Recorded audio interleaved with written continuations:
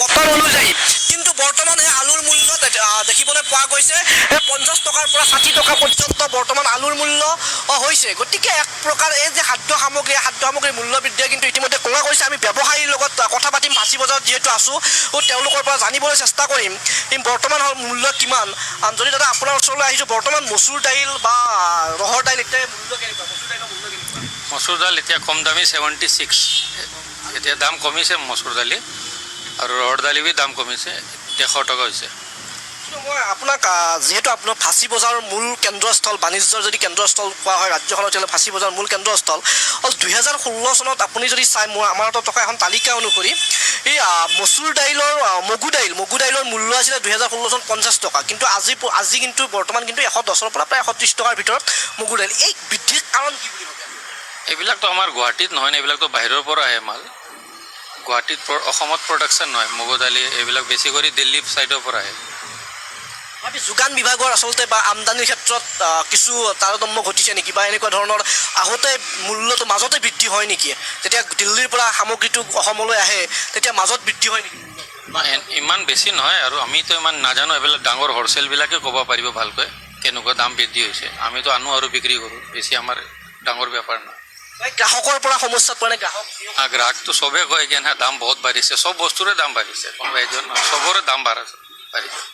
আপুনি চাই বৰ্তমান মাটি দাইল 2015 47 টকা, কিন্তু এতিয়া বৰ্তমান মূল্য কিমান মাটি দাইল? এতিয়া 100 টকা, আমাৰ লোকেল মাটি দাইল 100 ওপৰতে হৈছে।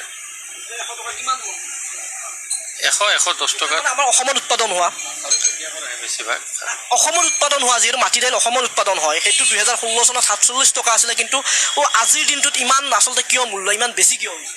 এইটো মইতো ক'ব নোৱাৰোঁ, খেতি কৰা মানুহে ক'ব কেনেকুৱা পাৰ্তা দাম বাঢ়িছে, আমি কেনেকুৱা পাম।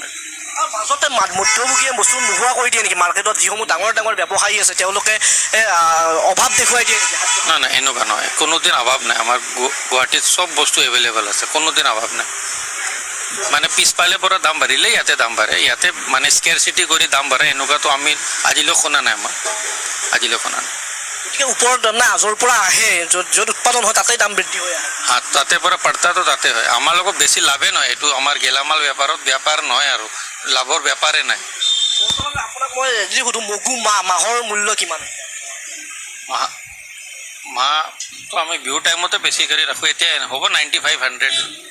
এইটো মূল্য কিন্তু 2016 চনত আছিলে 45 টকা। হয়, ইয়াতে বি হয়, বাহিৰৰ পৰা বি হয়, ইয়াতে বি হয়। দাম বাঢ়িছে নহয় বুলি নাই, দামটো আগৰ পৰা চব বস্তুৰে দাম বাঢ়িছে, অকল দালি দাম বাঢ়া নাই, চব বস্তুৰে দাম বাঢ়িছে। চিমেণ্ট লওঁ, ৰ'ড লওঁ, চব বস্তুৰে দাম বাঢ়িছে।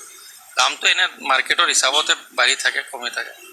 ধন্যবাদ জ্ঞাপন কৰিছোঁ। এয়া এগৰাকী আমি ফাঁচী বজাৰৰ ব্যৱসায়ীৰ ভাষ্য ল'লোঁ। আমি সহযোগী চেমল আছে, চেমলে কিছু দৃশ্য দেখুৱাব। এয়া আচলতে যিসমূহ ব্যৱসায়িক প্ৰতিষ্ঠান আছে, ব্যৱসায়িক প্ৰতিষ্ঠানসমূহত আচলতে আমি ক'লোৱে ইতিমধ্যে